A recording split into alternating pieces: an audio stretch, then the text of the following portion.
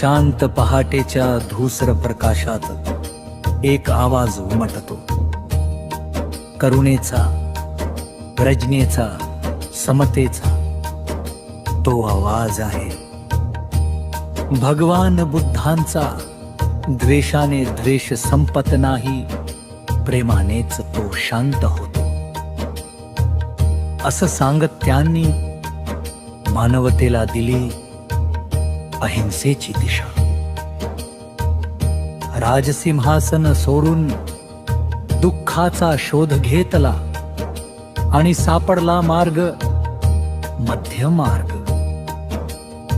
ना अति ना कमी, फक्त सजगता, फक्त करुणा. शतकानुशतके नंतर त्या करुणेच्या ज्योतीला नवा मशालधारक लाभला, डॉ. बाबासाहेब आंबेडकर. अंधारलेल्या समाजात जिथे माणूस माणसाला स्पर्शायलाही घाबरत होता, तिथे त्यांनी लिहिला समतेचा संविधान.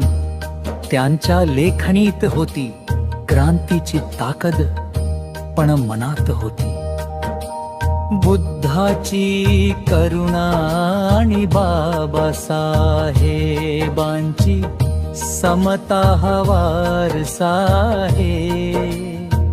प्रकाशाचा हा वारसा आहे.